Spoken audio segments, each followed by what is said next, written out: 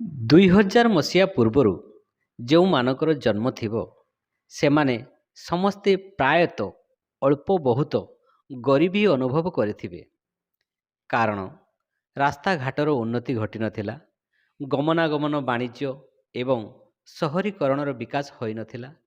ଏଥିପାଇଁ ପ୍ରାୟତଃ ସମସ୍ତେ ଗରିବୀର ସ୍ୱାଦ ଅନୁଭବ କରିଥିବେ।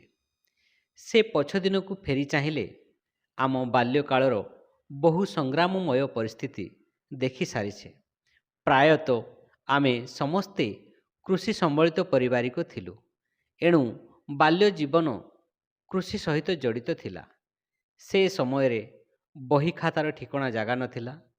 ଜହ୍ନ ଆଲୁଅରେ ପାଠ ପଢ଼ିବା, ବିନା ଡଙ୍ଗାରେ ନଦୀ ପାର ହୋଇ ସ୍କୁଲକୁ ଯିବା, ତାଳ ବାହୁଙ୍ଗାରେ ବ୍ୟାଟ୍ ବଲ ଖେଳିବା, ମାର ପିନ୍ଧା ଶାଢ଼ୀରେ ସେ ଦିନର ଜାଡ଼ୁଆ ଶୀତ ସକାଳକୁ ଉଷୁମ କରିବା ଇତ୍ୟାଦି। ଏ ଥିଲା ସେ ସମୟର ଗରିବୀର ରୂପ। କିନ୍ତୁ ସତ କହିବାକୁ ଗଲେ ସେ ଦିନଗୁଡ଼ିକ ବହୁତ ଭଲ ଥିଲା।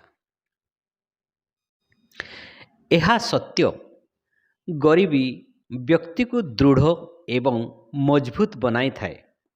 ସେ ସମୟରେ ଗାଁ ପାଖରେ ପଡ଼ିଥିବା ମେଳାକୁ ବୁଲିଗଲେ ମନରେ କେତେ ଖୁସି ଥାଏ। ହେଲେ ପାଖରେ ଥିବା ଆଇସ୍କ୍ରିମଟିଏ କିଣିବାକୁ ବି ପଇସା ନଥାଏ। ମେଳାରେ ପଡ଼ିଥିବା ଖେଳନାଟିଏ କିଣିବାକୁ ଇଚ୍ଛା ଥାଏ, ହେଲେ କାଳେ ମା ପାଖରେ ପଇସା ନଥିବ। ତେଣୁ ମନର ଇଚ୍ଛା ମନରେ ହିଁ ମାରିଦିଏ। ସ୍କୁଲକୁ ଫଟା ଡ୍ରେସ୍ଟି ପିନ୍ଧିକି ଯିବାକୁ ଇଚ୍ଛା ହେଉନଥାଏ, ହେଲେ ବି ଯିବାକୁ ପଡ଼େ।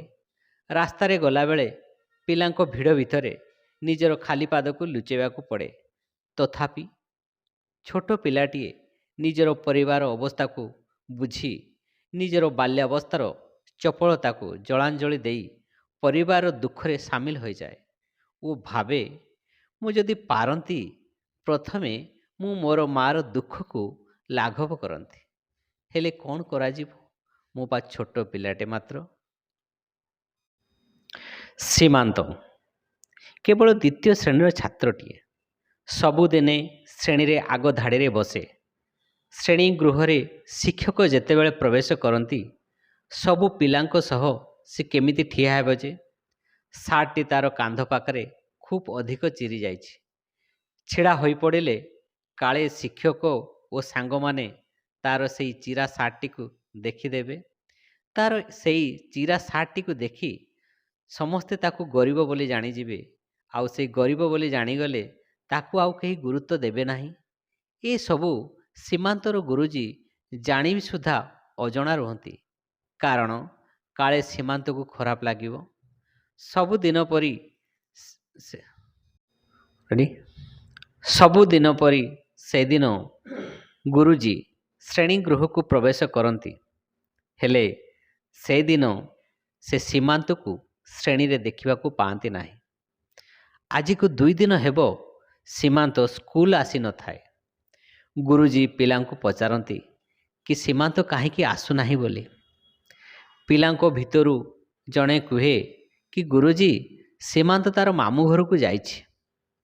ସୀମାନ୍ତ କିନ୍ତୁ କୁଆଡ଼େ ବି ଯାଇନଥାଏ। 2 ଦିନ ହେଲା ପ୍ରବଳ ବର୍ଷା ଯୋଗୁଁ ସୀମାନ୍ତର ଘରେ ଚୁଲି ଜଳି ନାହିଁ।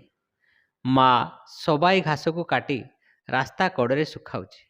ଶୁଖିଥିଲେ ତାକୁ ରସି ବନେଇ ହାଟକୁ ବିକିବାକୁ ନେଇଯାଇଥାନ୍ତା, ଆଉ ସେ ପଇସାରେ ହାଟରୁ ଚାଉଳ କିଣି ଆଣିଥାନ୍ତା।